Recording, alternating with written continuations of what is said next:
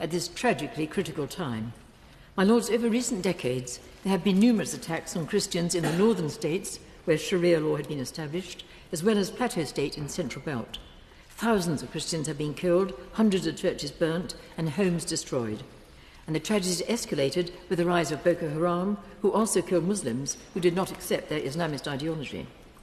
My Lords, I visited many times and seen the tragedies of death and destruction in Bauchi, Kano and Plateau States. But more recently, as other noble lords have described, there's been a very disturbing change in the behaviour of the Fulani herdsmen. Since time immemorial, they've driven their huge herds of cattle through other people's lands, causing tensions and some violence, but they have traditionally moved on. But in the last 2 to 3 years, they have adopted a new policy, attacking Christian villages, killing local people, destroying homes, driving villagers off their lands, and settling in their place. And now there's been recent escalation of attacks on Christian villages by the Fulani, with, as has been highlighted by other noble lords, over 200 civilians killed in Plateau State just last weekend. And it is the Mieti Allah Cattle Breeders Association of Nigeria which claimed responsibility for that attack. My Lords, last time I was in Nigeria, I visited 4 villages which had been destroyed by Fulani. I stood in the rubble of the pastor's home where he had been slaughtered, and I did see there the huge numbers of Fulani cattle roaming through the destroyed villages. My Lords, there are concerns that the Fulani militants are now so well armed they are possibly fighting a proxy war for Boko Haram with a shared agenda of driving Christians out of their homelands in northern and central belt Nigeria. Time only allows a few examples of quotations from local people, indicative of many more, but these provide the first-hand evidence of the horror and the terror now prevailing in these areas. Quote, Fulani herdsmen on the 23rd of June on a rampage attacked about 10 villages. In Nagar village alone, about 70 corpses were recovered as the entire village was razed down. Quote, the attack last night was vicious. Armed Fulani men, dressed and masked in black, entered Razak and Ghana Rock villages, shooting randomly. The house of one family was surrounded and directly attacked. The Fulani were shooting into the house as they shouted Allah Akbar. Quote, other villages in the area were completely sacked by the armed herders.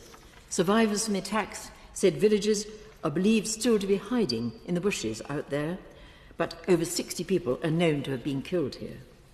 Quote, the attacks are continuing in other villages and in Gashish. As of 6 o'clock, at least 30 people were feared dead, with many houses and cars razed down. And last example of a quotation, in a continuing killing spree, Islamic Fulani cattle herdsmen have killed 8 people in Bassot local council near Jos. From Sunday the 17th of June till today the 20th of June, we have had no peace in the villages around here. All these villages have been attacked one after another in 3 days. My Lord Archbishop Benjamin Kwashi, who had taken custody of a baby whose mother had been killed, said, I am in tears because I have taken a child whose mother was shot dead, a family of 4 killed, another 2 young men shot dead, and so on. Where are those who will protect the poor? Where is the leadership? It is a week and 3 days now with daily killings of poor, unarmed and unprotected citizens of Plateau State. My Lord's related concerns, expressed by local people, include the interpretation of the situation as intercommunal attacks, with both sides being equally guilty.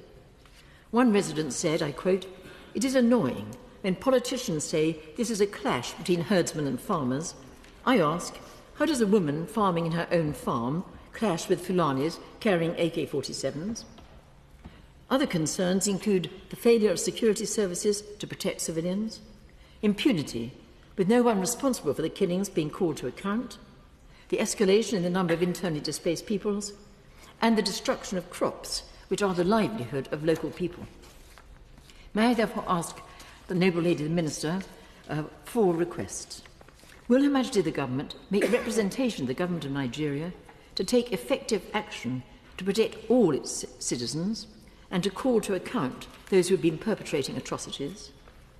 Will Her Majesty's Government work with the High Commission to ensure adequate humanitarian aid is available for those suffering loss of family members, destruction of their homes and crops, and forced to become IDPs?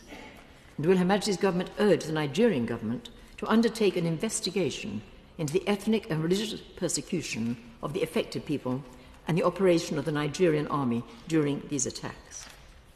My Lords, there is real fear that these developments are part of a strategy by Islamist fundamentalists to drive Christians out of their traditional homelands in northern and central belt regions of Nigeria, and I urge Her Majesty's Government to respond appropriately to the very real possibility of religious cleansing.